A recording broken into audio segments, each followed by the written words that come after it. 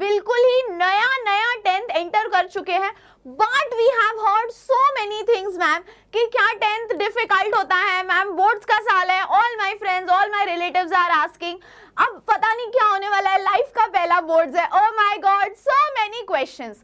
But यार chill कर मेरे दोस्त, क्योंकि अब मैं तुझे कुछ ऐसी चीजें बताने वाली हूँ, और जहां तक तुझे सिलेबस का टेंशन है ना वो भी तू साइड में रख दे, क्योंकि तुझे मैं सिलेबस का भी अभी जुगाड़ बताने वाली हूँ कि करना क्या है।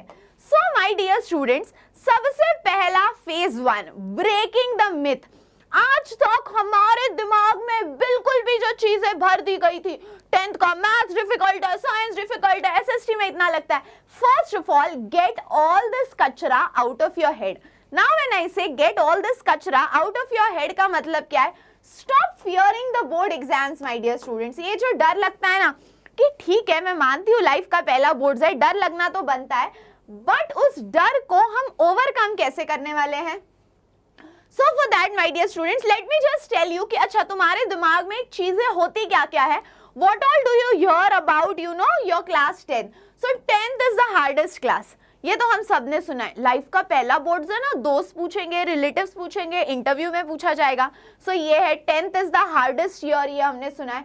9th परफॉर्मेंस डिसाइड्स और डिक्टेट्स योर 10th, कि अगर 9th में देखो 65% आ गया, इसका मतलब तेको उससे भी कम आ जाएगा 10th में। ये हमने सुना होता है कि 9th में कम आया तो 10th में उससे भी कम आएगा, ये मिथ एक है। और बोर्ड्स आर अ लाइफ और डेथ सिचुएशन, अगर देखो बोर्ड्स में कम आए ना तो जिंदगी में कुछ नहीं कर सकता, ये सारे मिथ्स हमने सुने होते हैं। बट मैंने क्या बोला बेटू, ये सारे मिथ सुने होते हैं, मिथ का मतलब है बिल्कुल ही अफवाहें है ये सब। तो मैम रियलिटी क्या है? 10th is often easier than 9th because the syllabus gets over early, you give a lot of pre-board tests, you solve a lot of sample papers, a lot of question papers, plus concepts are little easier than class 9th. So class 10th is often easier than class 9th. After that every student gets a fresh start. अब बहुत बार ऐसा होता है ma'am मेरे ना 9th के basics week है, तो क्या मैं 10th में अच्छा स्कोर पाऊंगा? अरे बिल्कुल यार, तू टेंशन क्यों ले रहा है, तो यहाँ पे भी बहुत अच्छे से स्कोर कर पाएगा, क्योंकि एक तो मैं तुझे प्रॉमिस कर रही हूँ एक चीज, इस चैनल पे पूरा पीसीबी यानी साइंस का फिजिक्स केमिस्ट्री बायो, ये पूरा इस चैनल पे मैं तेरे लिए फ्री में लेके आऊंगी, तो तुझे ऐसा लगेगा ही नहीं कि मैम मुझे ये कॉन्सेप्ट डिफिकल्ट लग रहा है, मैम वो कॉन्सेप्ट डिफिकल्ट लग रहा है, बिल्कुल ही तुझे मजा आ जाएगा। तो इसी चैनल पे मैं पूरा पीसीबी तेरे से फ्री में कराऊंगी, सारे सैंपल पेपर्स कराऊंगी, सारे क्वेश्चंस कराऊंगी, everything. So subscribe to the channel ताकि ना सारे अपडेट्स मिलते रहे। उसके बाद कॉन्सेप्ट्स आर मोर रिलेटेबल। अब देखो जब मैं आपको कॉन्सेप्ट सिखाऊंगी ना, मैं आपको ऐसे रियल लाइफ स्टोरीज सिखाऊंगी, ऐसे रियल लाइफ एग्जांपल्स दूंगी ना कि तुझे बिल्कुल मजा आ जाएगा, लगेगा ही नहीं कि अरे ये तो कॉन्सेप्ट कुछ नया ही है, तो यार उसका टेंशन मत ले। आफ्टर दैट अब अगर मुझे क्लास 10th में टॉपर बनना है तो what should be my mindset, कि मैंने किस मेंटालिटी में जाना चाहिए कि मेरे को बिल्कुल टॉप करना है। तो सबसे पहला, a score of 95% begins in your mind, believe that you are capable. अब जब ना हम 95% की बात करते हैं तो कभी कभी हमारे दोस्त हंस देते हैं, हमारे खुद के रिलेटिव्स या पेरेंट्स हंस देते हैं, बोलते हैं 95% तो 70 ला के दिखा। तो ये जो लोग हैं ना बेटा, इनसे दूर रहना है, ठीक है। First prepare your brain, it all starts in your head. If you think you are capable of doing it, you can do it. ये बात सिंपल है। So सबसे पहला start by training your mind कि नहीं भाई साहब कुछ भी हो मैं तो 95% लाके रहूंगा। इसको ना आपने एक और वर्ड सुना होगा, मैनिफेस्टेशन। तो यार ये तो मैंने मेरी लाइफ में किया है, मैं आज भी करती हूँ। मुझे अगर कोई चीज, अब मान लो मेरी लाइफ में एक चीज है, ठीक है, मेरे को वो बहुत डेस्परेटली चाहिए, तो मैं वो पेज पे लिखती हूँ, दिन रात उसके बारे में सोचती हूँ। So just be desperate about what you want, keep manifesting it.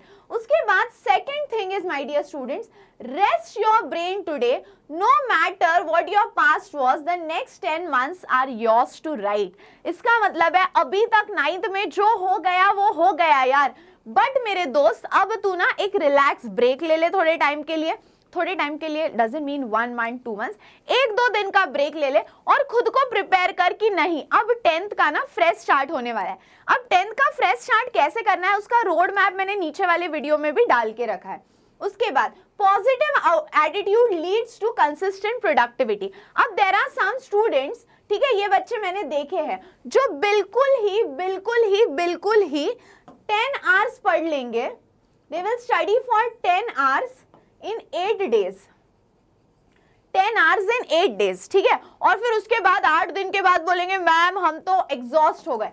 And then there are some students who will study for 10 months but probably they will study only 3 to 4 hours every day.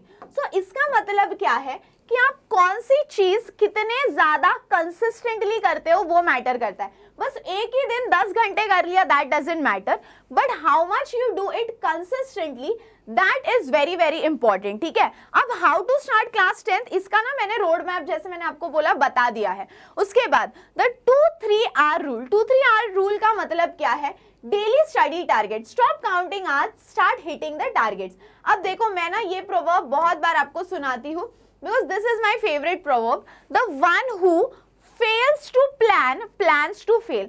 So always having a plan is very important. जैसे मान लो we are in the month of March, make a plan that March में मैं physics का ये chapter cover करूंगा, maths का ये chapter cover करूंगा, एसएसटी का ये चैप्टर कवर करूंगा, इंग्लिश के ये आर्टिकल्स कवर करूंगा। So stop counting hours and start making the target. फिर कभी कभी आपका टारगेट 1 घंटे में कंप्लीट हो जाएगा, कभी कभी 4 घंटे में। Hours don't matter, if you complete that target or not, that matters. After that, consistency is superior to intensity. Studying 3 hours every day is 10x better than 12 hours on Sunday. ये तो मैंने आपको अभी बताया। रोज पढ़ाई करनी है, बिल्कुल ही एक दिन 10-12 घंटे कर लिया ऐसे नहीं, रोज 2-2 3-3 घंटे करो, लेकिन रोज करो। And then master the C rule from day 1।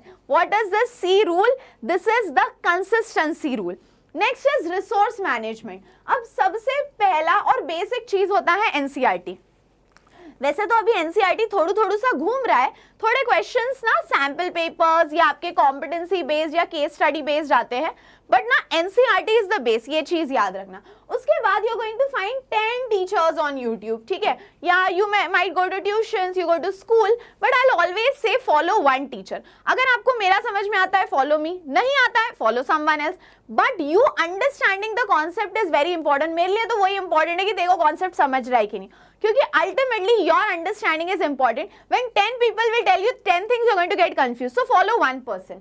उसके बाद simplified tools, don't use a lot of resources, use simple है, use NCERT, use one question bank, and don't forget to look at the PYQs. That's it. And then stop hoarding.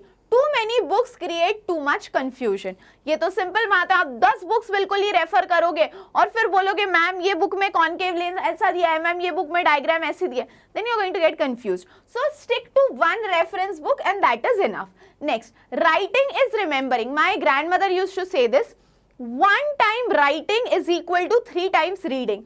So always when you're practicing any formula, any derivation, any numerical, any answer, make sure that you write it. Especially when we talk about science or SST, your hand should keep moving. And also when we are talking about maths, writing is the key. If you're not solving the numerical, जब तक answer नहीं आता, you're anyhow not going to get the answer in the examination. Next है बांधो, मेरी ना बीच बीच में मराठी निकल जाती है क्योंकि मैं ना महाराष्ट्र में भी पढ़ाती हूँ ना, so मेरी मराठी निकल जाती है। Anyways, effort versus subject strength, strong subjects. अब स्ट्रॉन्ग सब्जेक्ट्स पे आपको फोकस करना है 40%, वीक सब्जेक्ट्स पे आपको फोकस करना है 85%, एसएसटी और लैंग्वेजेस पे आपको फोकस करना है 60%, and next is attack your weaknesses early in the session to avoid last minute panic. कभी कभी हमको लगता है ना नहीं मैम मेरे को मैथ्स बहुत डिफिकल्ट लग रहा है, तो मेरी जान मैथ्स को स्टार्टिंग से कैटर करना शुरू करना, एंड तक मत रुक, ठीक है। So start working on your weaknesses right from the beginning और बैलेंस योर लाइफ। ये हम सुनते हैं मैम 10th है मैं पिकनिक नहीं जाऊंगा, दोस्तों से मिलने नहीं जाऊंगा, कैफे नहीं जाऊंगा, मेरे फ्रेंड्स के बर्थडे पार्टीज नहीं जाऊंगा। डोंट डू दैट, ठीक है। If you create a lot of pressure on your self ना, तो वो अल्टीमेटली पढ़ाई का भी प्रेशर आएगा। So live a relax life is just boards. सारी चीजें सही से होंगी अगर हम बैलेंस करके करें. You don't have to do a lot, you just have to study 3 to 4 hours every day. और ये 3 to 4 hours में भी probably 1 hour we are mentally absent, we are thinking about someone, मतलब समथिंग. सो इसीलिए 1 घंटा तो वैसे ही चले जाता है. सो 3-4 hours में से if you study 3 hours with proper focus, that's sufficient. ठीक है, क्योंकि a happy mind learns 2x faster than a stressed mind. तो यार ये चीज याद रखना है. बिल्कुल ही पूरी दुनिया त्याग दी मैम, हम तो साधु संत बन गए, ये नहीं करना है. Next, what should be your starting point? Reset. पहले रिलैक्स हो जाओ, प्लान बनाओ, बिल्ड इट. जो प्लान बनाया है उसको एग्जीक्यूट करो और फिर बिल्कुल ही रेडी हो जाओ कि जो चीजें प्लान की है हम उसको कॉन्कर करेंगे. और जैसे मैंने आपको प्रॉमिस किया है, इस चैनल पे मैं पूरा पीसीबी का सिलेबस आपको फ्री में ला कर दूंगी.